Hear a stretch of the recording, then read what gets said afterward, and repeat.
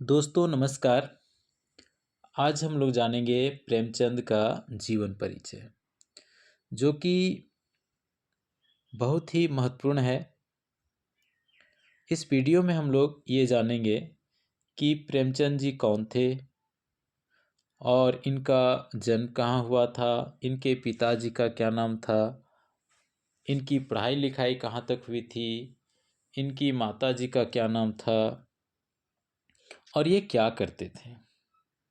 तो चलते हैं हम लोग वीडियो में। सबसे पहले देखते हैं कि प्रेमचंद का जन्म 31 जुलाई 1880 को बनारस के पास लम्ही नामक गांव में हुआ था। इनके पिता का नाम मुंशी अजायब लाल और माता का नाम आनंदी देवी था। तो प्रेमचंद जी का पिता का नाम क्या था? अजायब लाल और माता जी का नाम था आनंदी देवी। इनके पिता डाक खाने में मुंशी थे। ठीक है, शायद इसी कारण प्रेमचंद को भी मुंशी प्रेमचंद लिखने की परंपरा रही। इनका बचपन का नाम धनपत राय श्रीवास्तव था। प्रेमचंद जी का बचपन का नाम क्या था? धनपत राय श्रीवास्तव। स्कूल में उनका यही नाम लिखवाया गया था, धनपत राय। साहित्य लेखन के लिए उन्होंने नवाब राय नाम दिया। साहित्य लेखन के लिए उन्होंने क्या नाम दिया? नवाब राय। इसी नाम से उन्होंने उर्दू में कहानियाँ लिखना प्रारंभ किया। 8 वर्ष की अवस्था में इनकी माता का देहांत हो गया। जब प्रेमचंद 8 वर्ष के थे तो इसी समय उनकी माता का देहांत हो गया। बाद में इनके पिता ने दूसरा विवाह किया। इस विमाता से प्रेमचंद की अनबन रहती थी, जिसका उल्लेख उन्होंने किया है।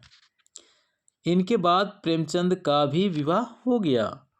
पत्नी से भी प्रेमचंद की पटरी नहीं बैठी। कहते हैं कि विमाता और उनकी पत्नी के भी संबंध अच्छे नहीं थे। इस गृह कलह तथा अन्य कारणों से प्रेमचंद ने उन्हें त्याग दिया। उनकी पत्नी बहुत दिनों तक अपने भाइयों के पास ही रही। प्रेमचंद ने पुनः विवाह कर लिया। इस बार उन्होंने बाल विधवा शिवरानी देवी से विवाह किया। दूसरी विवाह शिवरानी देवी से हुई, जो जीवन भर उनके साथ रही। शिवानी देवी। इस विवाह का कारण आर्य समाज के प्रभाव को माना जाता है। फिर जल्दी ही प्रेमचंद के पिता का देहांत हो गया। तब विवाह की सारी परेशानियां, यानी परिवार में जितने सारी परेशानियां होती है, आर्थिक सामाजिक जिम्मेदारी जो थी प्रेमचंद पर आ गई।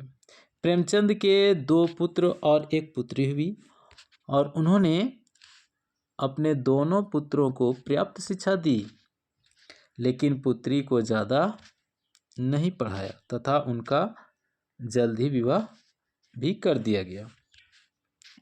प्रेमचंद की आरंभिक शिक्षा मदरसे में हुई।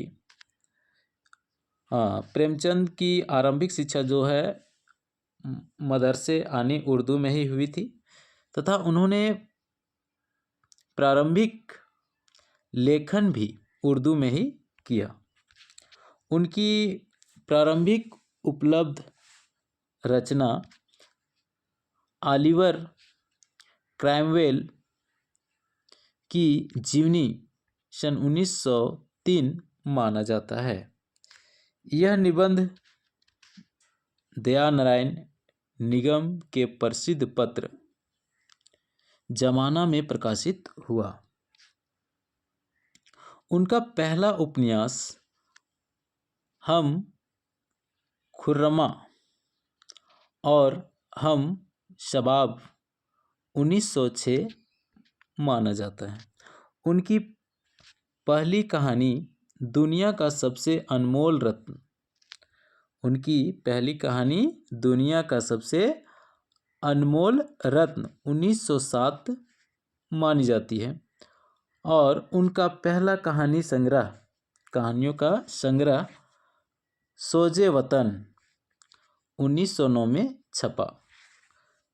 प्रेमचंद का कहानी का संग्रह जो है सोजे वतन 1909 में छपा। इस संग्रह में देश प्रेम की भावुक ललकार मिलती है।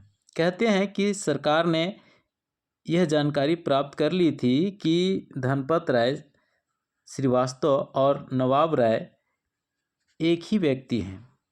तब तत्कालीन जिलाधीश ने प्रेमचंद को बुलाकर डांटा, फटकारा तथा भविष्य में ऐसी कहानियाँ न लिखने की हिदायत देकर इस संग्रह को जब्त कर लिया गया।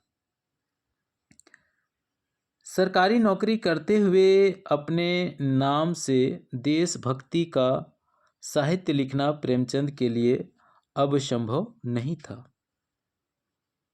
इसलिए पहले भी उन्होंने धनपत राय श्रीवास्तव के नाम से लेखन नहीं किया।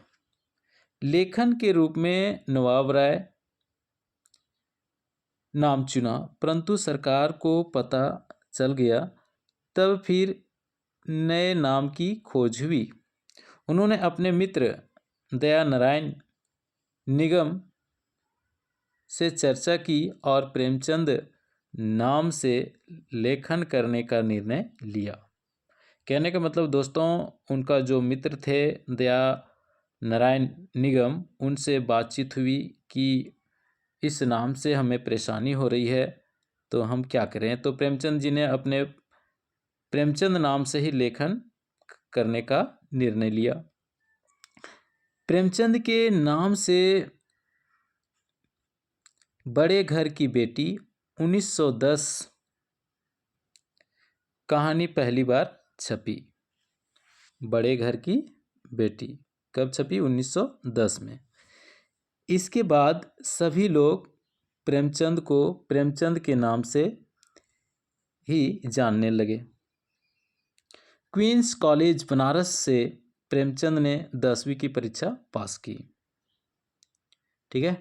1899 में प्रेमचंद ने सहायक अध्यापक की नौकरी करनी प्रारंभ की और उनका वेतन उस समय 18 रुपया मासिक तय हुआ, यानी 18 रुपया उनको महीना मिलता था। प्रेमचंद ने स्वयं लिखा है कि वे गणित में कमजोर थे। मिशन